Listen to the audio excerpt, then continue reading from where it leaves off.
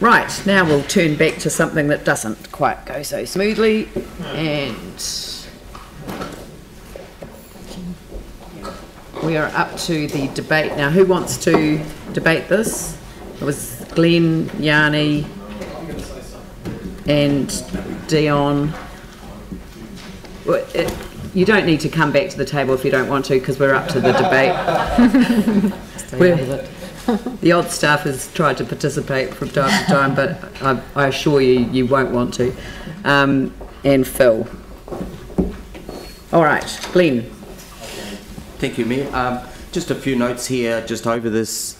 Obviously looking forward to the draft, but just a wee story. When the Preston's development was included, it had hitherto been outside the red line, so it was included after the quakes, after you know, considerable housing unit loss.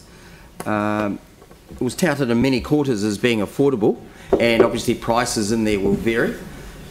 Friends of ours paid $750 all up for land and housing, so tell me how that's affordable. In my view, we need intervention by way of tools. So if this is about land use, while I do support obviously the note over social housing, I think we need a broader tool which would or could be inclusionary zoning, which takes in social housing. Obviously it takes in affordable housing. Social housing is a subset of that. We need to do this. We know from one of the advisors, at least, to the Housing Minister, Shamu Biola-Cube, that New Zealand flatlined with its social housing building in 1991, and it flatlined in house construction total, which would have resulted in a squeeze in terms of supply, thereby forcing prices up over time. So we need to look ahead. As Vicky has said, we have a big baby boomer bubble coming through, and we're going to be caught out. If we want Christchurch and Canterbury to be an attractive place to live, work and play, sometimes you have to do the boring stuff like housing, and we need to ensure that housing will be affordable for people to come here and settle. So I really hope that when we do get that draft, we get a really good go. This is a real opportunity to make some change, but we can't just talk about social housing or affordable. We actually have to have a tool. Otherwise you're just hoping, and it's an arbitrary thing. Unless you impose some kind of a tool, in my view, it's not going to happen. So I'm looking forward to that opportunity when it comes our way. Thank you. Yanni? Just wanted to speak in support of Councillor Livingston. He may not be aware that in 2007, the Greater Christchurch Urban Development Strategy had the top 20 priority actions. Action number 15, carry out a study of housing affordability options around inclusive zoning, increasing the stock of social housing, partnerships with developers, and monitoring the supply and demand of affordable housing at local and regional levels. So this stuff is not new. This has been around for a number of years now. But what we seem to keep doing is using this process to try and deal with bigger issues around housing, which seems to be just the idea that we just free up more land, more of our versatile soils, more of our green fields for urban sprawl, while at the same time not getting the development around policies in place to actually get social housing being spread equally and equitably across our region. So what we're seeing is a whole desire to free up land for, as my council colleague has said, for quite expensive housing choices for some, but not for many.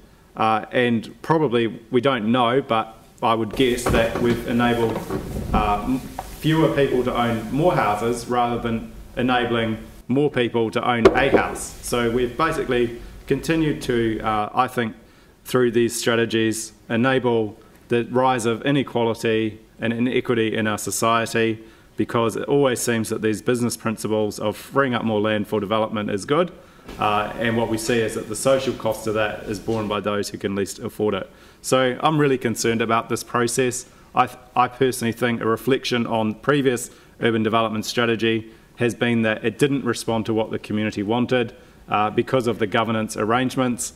The decision that we're being asked to make today continues to enshrine those governance arrangements into a group that I don't think gives us a good outcome for our city. What it leads to is hundreds of millions of dollars being spent on motorways, connecting Selwyn and Waimak to our city, enabling more development to happen on our very precious soils, where actually we've got huge issues in terms of the loss of those versatile soils, and huge issues in terms of traffic coming into our central city, like Cranford Street, where we're spending millions and millions of dollars, completely contrary to what's happening in our inner city. So I can't support this. I would have really preferred to have a workshop on it. I don't believe that this governance structure gets the best outcome for everyone, and as such, I think it's ludicrous that we're spending time and resource on a document that seems to have more benefit for Selwyn and Waimak than ourselves. Dion? I just wanted to speak briefly on why I won't be voting for to support this as well. Mainly it's around, I just do not think that this is actually necessary for us to do right now. I think we've just done done the district plan that we're locked into at the moment. There's a whole lot of other issues that we need to deal with in the city, and I just do not see from reading it that this is a priority for the City Council at the moment, and that's just why I won't be voting for it. Phil? Councillors, I will be supporting it. I think, as we know, that under our current law, in fact, as a council, we're required to work collaboratively with the other territorial authorities, and we should do the future development strategy. It's part of what we have to do, and I think we've got an opportunity to do it well. This is really just asking for the initial scoping paper to be done around the extent of land in Christchurch which will be required for housing. And as we know, besides it coming back to our council for ratification, the scoping paper, the whole thing will go out for consultation. So it is actually surrounded by a democratic process, which is quite different to some of the recent legislation we had, for example, around the LURP, where as councils, all of us were required to do the land use planning the way it developed. And I can understand the concerns around urban sprawl and what has happened, and the taking up of green space as against the intensification of our Greater Christchurch, which in fact the urban development strategy was designed to do. But I think we need to really work with this process, and as Pauline has indicated, it clearly needs to fit alongside the transport plan for Greater Christchurch as well, and that we have to make sure that in fact that doesn't remain a sticking point. We know, for example, that most of the people who are employed in Greater Christchurch come in to Christchurch City for their employment. We have to make sure that in fact that transport planning works well alongside where our future housing will be. Sarah? Thank you. It's just really good to remember with this, it is only a scoping paper. It is designed in a way where we got changes to make sure that the draft comes back to council again before it goes out for consultation. We've been through the UDS process. We know that people understand that we can't have unlimited growth onto our versatile soils. My feeling is that this will come back simply affirming the position that we already have. And our partner councils in Selwyn and Waimakariri do understand the big picture, although they have their own local challenges. And they are aware that they will need our buy-in to get through any changes that they want. It will come back, we will workshop it. It is a legislative requirement, we have to do it. We need some changes to the feasibility test, because I think it's got about a 20% development profit sort of thing in there at the moment, which a lot of developers are now not looking at that, and different ways of doing developments. Organisations like OHU and things aren't taken into account through this process at all.